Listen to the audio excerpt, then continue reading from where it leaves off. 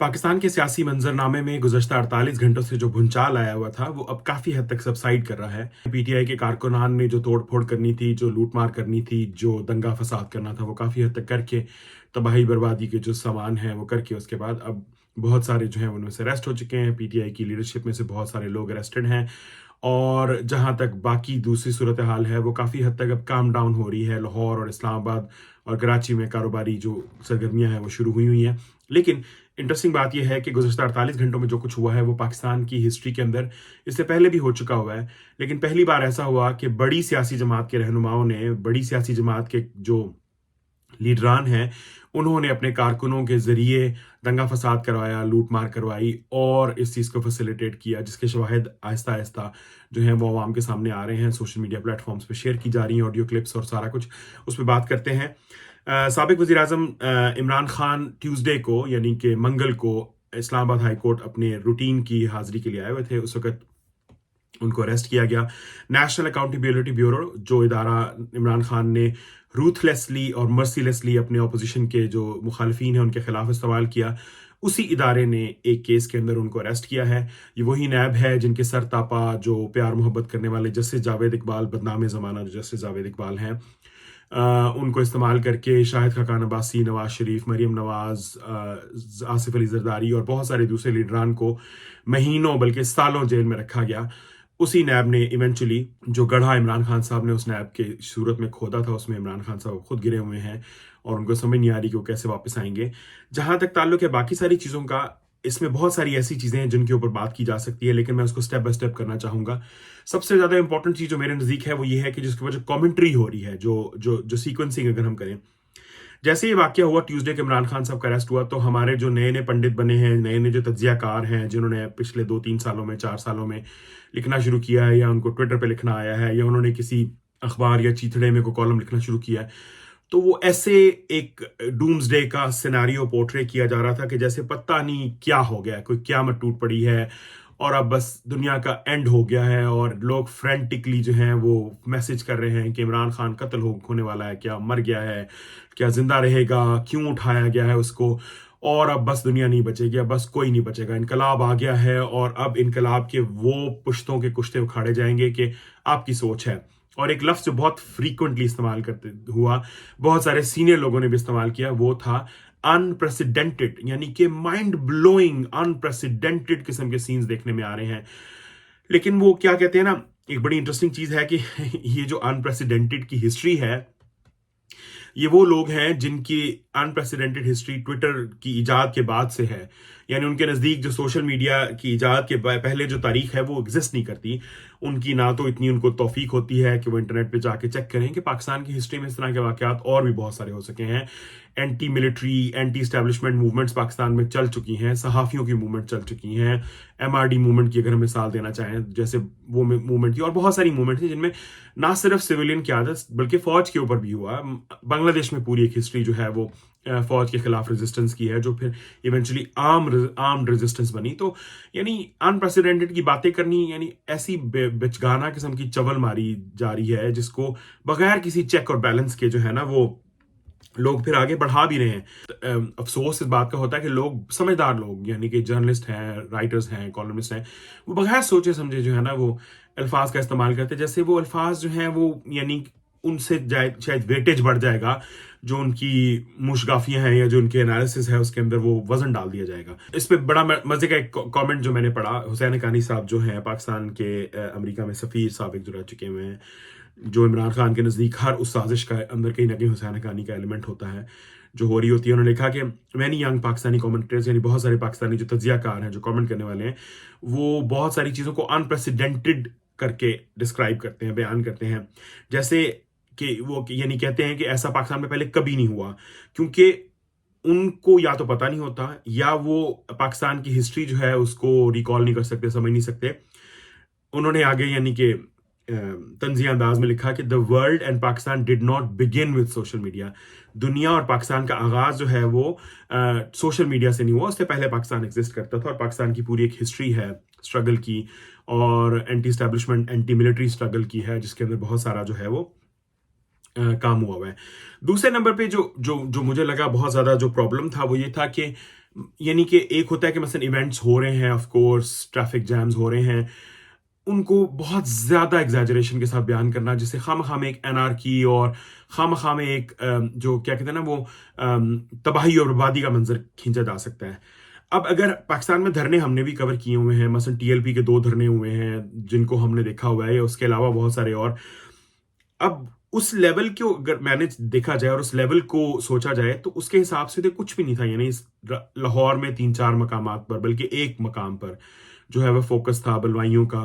फिर उसके बाद वो फोकस शिफ्ट होकर एक दो और जगह पे चला गया। इस्लामाबाद रावलपिंडी में एक जगह पे फोकस था। फिर पेशावर में जो है वो एक जगह पे फोकस था। जबकि उसके मुकाबले में टीएलपी ने बैक वक्त पूरे मुल्क के तमाम शहरों में मुख्तलिफ जगहों पर जो है वो इंपॉर्टेंट जो पॉइंट्स हैं उनको जैम कर दिया था। जैसे मतलब इस्लामाबाद रावलपिंडी में फैजाबाद पे आके बैठ गए थे। इन लोगों के यहाँ जो पीटीआई का जो बलवाई हैं, इन्होंने तो सिर्फ जीएचक्यू का रुख किया या उधर का रुख किया। ऑफ कोर्स बड़ी बात है जीएचक्यू का रुख करना भी, और जो वहां पे तोड़ फोड़ हुई वो भी। लेकिन मैं समझता हूं कि इसको ये करार देना कि कोई बहुत अन जबरदस्त किस्म का जो है ना वो वाकया हो गया, that's not how it is.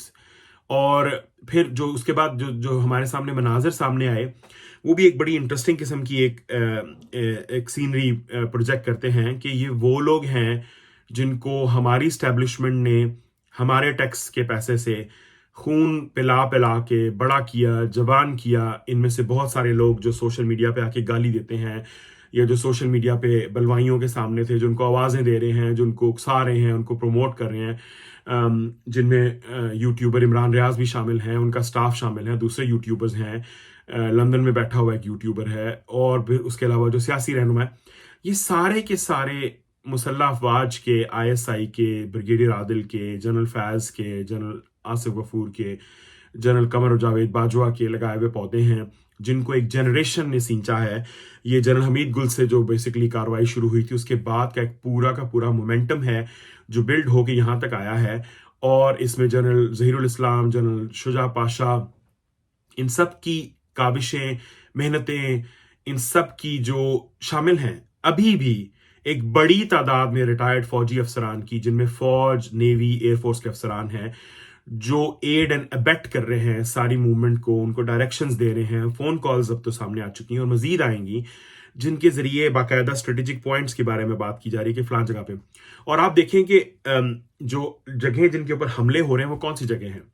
अस्पताल हैं जिनके ऊपर इन्होंने बहुत सारा अपेरेंटली सेहत के ऊपर काम किया।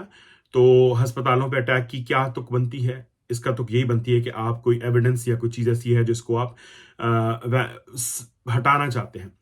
फिर दूसरे नंबर पे रेडियो पाकिस्तान के ऊपर, यानी कि जो स्टेट ब्रॉडकास्टर है पाकिस्तान का, उसके ऊपर ये दूसरा हमला है। 2014 में इन्हीं बलवाइयों ने, इसी सियासी जमात ने मौलवी अब्दुल शकूर के साथ, जो कनाडा वाला है, उसके साथ मिलकर पीटीवी पे हमला किया। आज यही बलवाई जो है वो रेडियो पाकिस्तान की हिस्टोरिक बिल्डिंग जो है, जहां पे तारीखी रिकॉर्ड्स और सब कुछ पड़ा हुआ, उस पर उन्होंने हमला किया और उसकी तबाही जो है हमारे सामने है। सो इस पर यकीनन, यानी कि मैं समझता हूं कि ये सवाल पूछना बनता है। यानी वो क्या कहते हैं ना, वो बहुत सारे लोग जो है वकास गुराया जैसे, वो तो पूछने के मजा आ रहा है। लेकिन आई होप कि general Asif Ghafoor, general Qamar Javed Bajwa, general Faiz Hamid में, brigadier Adil, general Shuja Pasha, general Zaheerul Islam, of course कहीं ना कहीं बैठ के सोचते होंगे, और लोग उनके जानने वाले उनसे पूछते होंगे कि जनाब, अब तो आपको समझ आ गई होगी कि आपने जो पौधा लगाया है वो माशाल्लाह कितना फल फूल रहा है और कितनी जो है वो डिविडेंड्स दे रहा है। जो सांप आपने पाला था वो अब आपको ही डसने के लिए आपकी दहलीज पे पहुंचा हुआ है। जो आग आपने लगाई थी वो आज आपकी दहलीज पे आई हुई है। अगर आप जीएचक्यू को या मुसल्लह अफवाज को या काकूल को अपनी दहलीज समझते हैं तो फिर ये आग तो वहां पहुंच चुकी है। फिर दूसरे नंबर पे उम्मीद है कि कोयटा में बैठे हुए जनरल आसिफ गफूर साहब को समझ आ गई होगी कि वह तो इज़्ज़ो मंतशा, वह तो ज़िल्लो मंतशा का जो तर्जुमा है और जो उसकी तशरीह है और उसकी जो तफसीर है वो किस हद तक में पूरी होती है। लेकिन क्या हमारी स्टैब्लिशमेंट, हमारे जनरल्स इससे सबक हासिल करेंगे? बिल्कुल नहीं। क्या हमारी मुसल्लह अफवाज न्यूट्रल हैं सारे मामले में? बिल्कुल नहीं। जिस तरीके के साथ इंपॉर्टेंट की पोस्ट की तरफ निशानदही की कि वहां जाएं, वहां जाएं, वहां जाके अटैक करें, और जहां जैसे वहां पे कोई रेजिस्टेंस नजर नहीं आई, तो उससे इस बात को मजीद तकवीत मिलती है जो कि मैं कह चुका हूं कि there is a method behind this madness. वो मेथड किसी हद तक आश्कार हो चुका हुआ है इन ऑडियो लीक्स के जरिए, लेकिन आने वाले दिनों में मैं ज़ाती तौर पे ये समझता हूँ कि वक्त के साथ ये चीज़ खुलकर सामने आएगी कि ये सारा का सारा एक स्टेज्ड ऑर्केस्ट्रेटेड प्लान्ड इवेंट था, जिसके पीछे हाइब्रिड्स जो हैं उनका प्लान था और उसके पीछे हाइब्रिड्स थे। और मैं ज़ाती तौर पे अभी भी ये समझता हूँ कि इमरान खान साहब, अफवाज मुक़द्दसा और जुडिशरी के अंदर जो है, ब्यूरोक्रेसी के अंदर बाज़ जो एहलकार हैं, बाज़ जो लोग हैं जो इमरान खान साहब का दौरे हुकूमत 2014 से चलाने की काविशें करते रहे हैं, फिर उसके बाद चलाते रहे हैं, वो आज भी एक सफ़े पे हैं। वो सफ़ा अभी तक फटा नहीं है। और आप उनको बाकियात कहें, जो मर्जी कहें, आज भी जो स्टैब्लिशमेंट है, जो इस मुल्क की असल स्टैब्लिशमेंट है, वो और इमरान खान में कोई फ़र्क नहीं। बल्कि इमरान खान इस मुल्क की असल स्टैब्लिशमेंट है, जैसे आसमा शराजी कहती हैं, और उसके पीछे मुसल्लह अफवाज, जुडिशरी और ब्यूरोक्रेसी खड़े हुए हैं। इसके बारे में अगर किसी को शक शुबा है तो वो अहमकों की जन्नत में रहता है। आने वाले दिनों में ये रियलिटी बिल्कुल क्लियर होकर सामने आएगी कि ये किस तरह कैसे हुआ। ऑफ कोर्स इसमें नुकसान जो है वो बज़ाहिर अभी पीटीआई को होता हुआ लग रहा है कि उनकी डैमेज हो रही है और उनकी जो रेपुटेशन है और उनके खिलाफ अब सारी बातें हो रही हैं, क्योंकि जो दूसरी साइड है यानी कि हाइब्रिड्स की जो एक पलड़ा है, उसकी जो क्या कह सकते हैं, प्रोपेगेंडा की पावर बहुत ज़्यादा स्ट्रांग है। उनके साथ हामिद मीर और कामरान शाहिद जैसे स्ट्रांग लोग हैं जिन्होंने इमरान खान को पहले चढ़ाया था और अब वो दूसरी तरफ से बात कर रहे हैं। लेकिन ऑफ कोर्स इमरान खान और पीटीआई के पास भी एक बहुत स्ट्रांग प्रोपेगेंडा की पावर है और वो इन्हीं के पाले हुए, इन्हीं की तरबियत याफ्ता लोग हैं, तो वो भी हकीकत अपनी तरफ से लाएंगे, वो भी चुप नहीं बैठेंगे। तो ये आपके सामने आएगा आने वाले वक्तों में कि किस तरह ये सारा ड्रामा हमारे सामने प्ले आउट किया गया। उस वक्त तक के लिए इजाज़त। मैं अब कोशिश करूंगा कि रेगुलरली वीलॉग करूं। प्लीज़ सब्सक्राइब करें और शेयर करें। मैं इस सारे इशू के ऊपर मजीद कुछ ऐसी चीज़ें जिनके ऊपर मैं आज रिकॉर्ड करूंगा और होपफुली आने वाले दिनों में रोज़ाना के हिसाब से एक वीडियो लगाऊंगा। Thank you for watching. अल्लाह हाफिज़।